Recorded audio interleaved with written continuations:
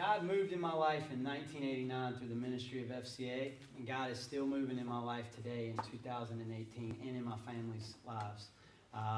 Like Mr. Nelson said, my wife is Laura Beth. She grew up in Greenville. I grew up in Kinston. We have 3 boys, Jay, Luke, and Bruce, 13, 10, and 6. So there's never a dull moment in my house.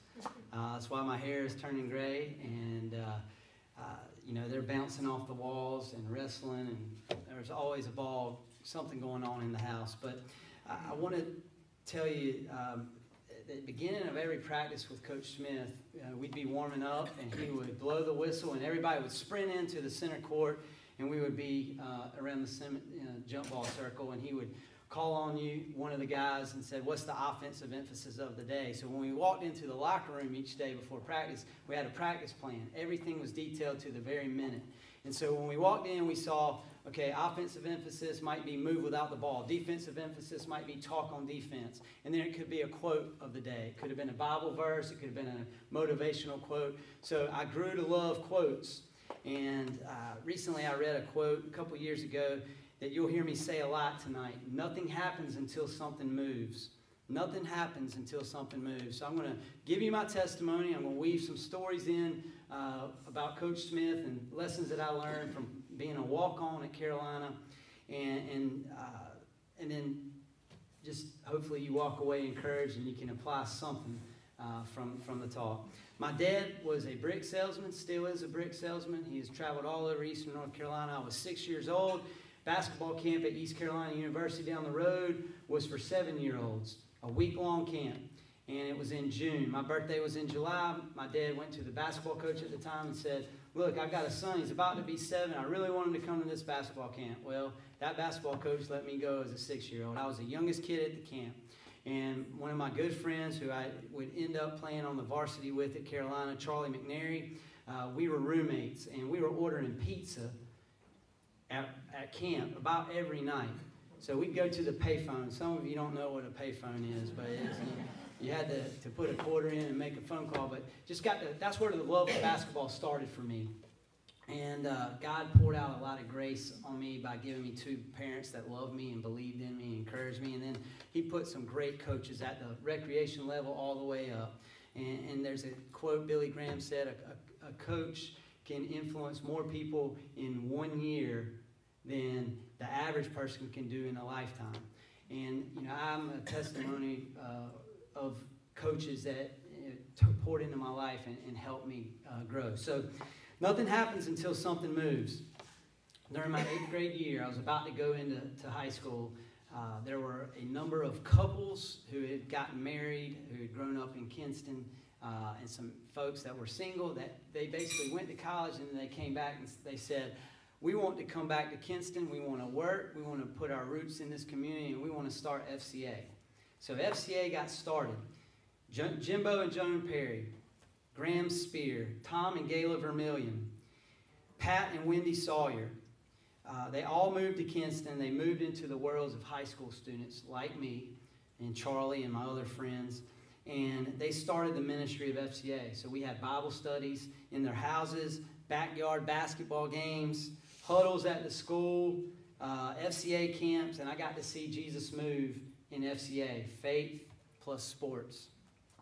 These men and women invested in us, and they influenced us. And it played a huge role in my life in high school. As Jet mentioned, you know, it's tough being a high school student. I think it's even probably tougher today with all the social media demands and the technology, and it's hard to ever get away from it. And but I had these leaders that loved me, that poured their lives into me, and that pointed me to Jesus. And it was awesome. I can remember hearing Johnny Evans come speak at a classroom at Kinston High School. I had speakers. I'd sit on the gym floor, and you know how you hear somebody and you feel something and you sense God moving, and I sensed that many times through FCA. Nothing happens until something moves. I was a 5'3", 95-pound freshman in high school with my shoes and my clothes. 5'3", 95 pounds, small. And I love playing basketball. I graduated high school grew a little bit, 5'9", maybe 140 pounds. I played varsity 3 years. Played on the same high school team as Jerry Stackhouse. We had a number of guys that played at the D1 level. Charlie McNary would walk on at Carolina as well. And so I graduated high school with 0 offers to play college basketball. And I went to Carolina because I knew they had a JV program. Coach Smith was a big believer in having a junior varsity team that would serve as kind of like a feeder program, and it would also give guys like me who didn't get recruited a chance to play a couple years after high school. So I went there and tried out after my freshman year, during my freshman year, there were 100 guys that tried out, and they cut it down to like 18. So we had 4 point guards, so I didn't get to play a lot, but I was playing some of the best basketball I'd ever played. Dave Hanners was the coach. He was on Coach Smith's staff. We ran the same offense and defense that the varsity did. We would play before varsity games about 4 or 5 hours. So in the Smith Center, if you've ever been there, it holds 20-some thousand folks. We might have 40 to 50 people, and most of them were the parents and siblings of the players. So we definitely played for the love of the game. And I tore my anterior cruciate ligament my freshman year about halfway through the season. I blew my knee out, and it was at the Smith Center. And, they carried me off the court. I went back to the locker room. I'm by myself in that locker room, and I was weeping. And it was probably one of the lowest points of my life. I felt so afraid. I knew something wasn't right. I mean, the pain that I was in was just excruciating, which is why they call it the anterior cruciate ligament. But I had a lot of questions, and the doctor ended up meeting with the doctor, and he said, we don't know how bad it is. We don't know if you'll ever be able to play, but we'll go in and we'll do surgery and we'll see what happens. So ended up having major knee surgery, and nothing happens until something moves. That knee injury was a turning point in my life because God used people. He nudged people. He inspired people to come alongside of me, asked me to come to a Bible study. They knew I was down. They knew I was discouraged. And I got invited to go to a Bible study with some athletes on campus. And guys like Mike Exenkamper, who works with athletes, a guy named Morgan Bates, who discipled me, Coach John Lotz, who led our FCA at Carolina. And ended up having major knee surgery, spent 3 to 4 hours a day in the training room, and I came back and played my sophomore year. And man, it was awesome just to be able to run again and play again. And I just, when I was going through that, I had to come to a place, I failed to mention this, I had to come to a place where, basketball had become my God. I had got my identity, my security was all wrapped up in basketball. And that was a roller coaster. And so when I lost it, I had to really come to a place where, through God's Word, God spoke through these people. He spoke through His Word. And through circumstances, I had to come to a realization that basketball could not be number one. Seek first His kingdom and His righteousness, and all these other things will be added unto you. And I had to give Him basketball. And that was not easy to do because, I had held on to it for so long. And so I said, Lord, I give you basketball. I ended up going on a missions trip after my sophomore year to South America for 5 weeks, and we played on a basketball team. I saw God do some amazing things. We had team Bible studies. We had a discipler, a guy that would meet with us one-on-one. And, like Scott asked some of the folks here, what can we pray for you? He was asking, what can I pray for you? And my prayer that summer was, God, take away the desire for basketball, or please, God, make it stronger. Take it away or make it stronger. And I was kind of going into it like this might be it. And I came back after that trip, and that desire was burning so strong in my heart to not quit playing. And so ended up right before my junior year, going and spending some time. One of my teammates, Charlie McNary, who was already on the varsity, he and I went and spent some time with John Lotz, who you had been coaching with Dean Smith and who had gone and coached at Florida, and he was back as the Associate Athletic Director at UNC. He was the leader of FCA. His brother, Dr. Danny Lotz, who played on the 57 National Championship team. We went and hung out with him at Dr. Lotz's house and played some pickup. And anyway, Coach Lotz reached out. He moved. He started inviting me to go with him to elementary schools, middle schools. We would go and speak to students, share our stories, and do shooting clinics. and he would shoot 30 or 40 free throws in a row, and he would have me demonstrate jump shots and three-point shots and other ball handling drills, and it was awesome. So here's a guy that's just pouring his life into me. I'm catching things. Sometimes things are caught rather than taught. I mean, I was learning from what he was teaching, but I was also catching things by being around him. And tried out for the varsity my junior year, 95, 96. There were 9 of us that tried out. They cut it down to 3 guys. About 3 days before the team was to go to Hawaii. I've got my timer here. I want to make sure I don't run over. Right before Hawaii, they're going to the Maui Tip-Off Classic. If some of you watched that around Thanksgiving time, he came to all 3 of us and he said, look, I cannot keep all 3 of you, but I don't want to cut you. So we're going to propose what's called a taxi squad system. And I said, okay, I said, that's great, and I was like, I'm not cut, but I'm not really on the team, but hey, I'm excited. I'm just thankful for the opportunity. So anyway, I went home and spent some time praying and talking with a teammate and one of the guys that was mentoring me. And we prayed and kind of came to the realization there's 2 options. You can wait for Coach Smith to call you when somebody gets hurt, and you'll get to go practice. And if you get to practice, you get to play suit up during the home game. And the other option is you can call Coach Smith and just go talk with him.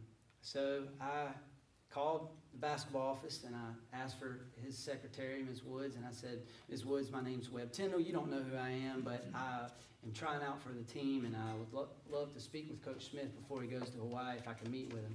And she patched me through. I had a quick conversation. I ended up going to meet with Coach Smith the very next day.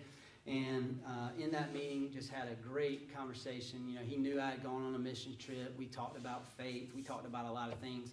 And I just said, I'm thankful that you had this JV team. I'm thankful that I had an opportunity to play. I want to be a full-fledged member of this team. I don't care if I ever suit up. And he was very gracious, very kind. And he said, we'll get back in touch with you. Well, they went to Hawaii. And then when they got back from Hawaii, they gave me a call. And my JV coach, Dave Hanner, said, can you come to practice tomorrow? So I showed up at practice. I started going to practice every day. They never told me I'm on the team. I dressed in a separate locker room. I didn't have a name on my jersey. Right before Christmas, they sent me and the other guy. So it was 3. Now there was just 2 of us.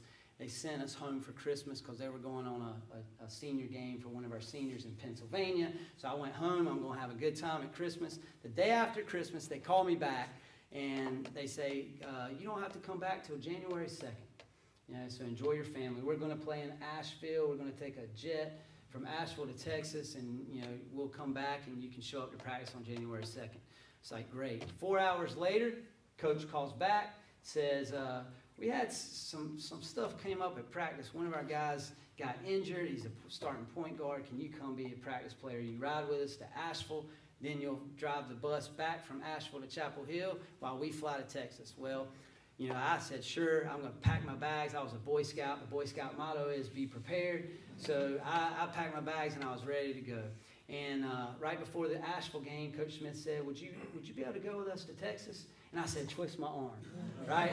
So I went to Texas. From that point on in the season, I traveled. I dressed in a separate locker room. I kept showing up every single day. At some point during the year, they moved me into the locker room, and they put my name on my jersey. I'm living the dream, right? First year, junior year, we ended up losing to Texas Tech in the second round of the NCAA tournament. A guy broke the backboard during the game. I had to put a new goal up. But I had 1 point my junior year against NC State. And I got so excited I hit my first free throw. And I was so pumped. And then I hit the next one brick off the back of the rim. So anyway, after the season, Coach Smith would sit down with every player, whether you were the last player on the bench or whether you were a star like Vince Carter, number 15, or Antoine Jameson. And he went through with me. He said, I want you to work on getting faster and stronger. And he gave me a long list of stuff. And he said, I want you to be able to shoot 3 feet behind the three-point line so you can get your shot off. And And he said, last thing he told me, he said, look, I can't promise you a spot on the team next year. And I said, Coach, I'm just grateful for the opportunity to have been able to play JV and to walk on. I'm just going to work hard and we'll see what happens. And so about a week later, I went to the basketball office, went in to get to my mailbox, because even guys like me, the last guy on the bench, would get fan mail requests to go speak at a youth group or a middle school or a high school. And so I took those seriously. And so I go and I pull out a letter, and it's from Coach Smith. And I start reading everything that we had talked about in the meeting. He had summarized it paragraph by paragraph. And then I'll never forget what the last paragraph said. It said, lastly, we're prepared to offer you a scholarship for your senior year. So here I am, 5'3", 95-pound freshman in high school. No offers to play college basketball when I graduated high school. Go try out for the JV team, blow my knee out. Don't know if I ever get to play again. Play, walk on. Now I'm on scholarship. And what I learned from that is that God's favor, that's Him doing in my life what I could not do on my own. He gave me favor and opened some doors that were absolutely amazing. Nothing happens until something moves. Before the 1996-97 season, Coach Smith and the other coaches gave each player a picture of the RCA Dome. That's where the 1997 Final Four was being played that year. And every day we opened our lockers, and I sat beside Vince Carter. Every day we opened our lockers, that picture of the RCA Dome was there. And he taught me a lesson about vision. Scott showed us a vision. He showed us a dream, what it could look like, 2 staff people in each of those regions. And so every single day we saw that. We saw that picture of the RCA Dome, and we had high expectations that year. Coach Smith also gave me have you ever heard of the goose story? Why geese fly in V formation? They can travel much further on the thrust of one another. It's all about teamwork, cooperation, communication. But I think he gave me that article because he highlighted this one part in the article. And geese honk from behind to encourage the geese that are up front facing the most resistance. He wanted me to bring enthusiasm, energy, and encouragement to practice every single day, and to cheer for those guys that were out there, playing. So he gave me that, and I took that very seriously. So 1996-97 season would be his last year. Nobody knew that because he would retire the following fall. But we had high expectations. Vince Carter, Jameson, Shammond Williams, one of the top shooting guards, one of the top point guards in the country was there, Ed Cota. Started the ACC regular season 0-3. We lost in Charlottesville at UVA, where his low point. They didn't think we would make the NCAA tournament, and we ended up having a players-only meeting, and that was a turning point for our team. A lot of guys got real in that locker room. It was a long bus ride back home. We knew that practice the next day would be long and grueling, and each day we came into practice, we had to watch film, and so we were figuring we're going to watch a ton of film. Well, we came into the locker room, and Coach Smith, we're all sitting there, and he comes and he starts singling out each player. And he goes around the room and he speaks affirmations and blessings over every single player, from the Vince Carter to the last guy on the bench. And he started challenging guys, and he started challenging our team. And we ended up winning that next game, coming from behind, 9 points in 2 minutes and 9 seconds to beat NC State 59-56. It was just remarkable. We ended up losing a couple more games to finish the first half of the regular season 3-5, and then won 16 straight games that year, won the ACC tournament, and got to the Final Four where we lost to Arizona. That RCA Dome, we made it there. Didn't get to finish what we wanted, but got to be in the Final Four. I learned that momentum is a powerful thing. Enthusiasm is a powerful thing. It's contagious. Energy is contagious. And the power of teamwork and the power of encouragement. I learned that from watching Coach Smith. Nothing happens until something moves. So my parents, my FCA leaders, Coach Smith, and others challenged me to give back and to make a difference. You know, I've had so many opportunities through this ministry of FCA to serve as a chaplain for a football team, a high school team, be on the sidelines, lead Bible studies, lead chapels, take kids to camp. I've seen God move in cabins, with camps, with kids whose lives were just totally transformed. One of the largest drug dealers in our town at the time lost one of his teammates to a head injury. He was at a low point his whole senior year, comes to me at the end of his senior year and says, I got to give my life to God. I got to get right. He ended up radically getting transformed, following Jesus, went to Liberty for a couple of years. He's now married and has a kid, and his life, the trajectory of his life was changed. And that's happening all over the country. It's happening in northeastern North Carolina.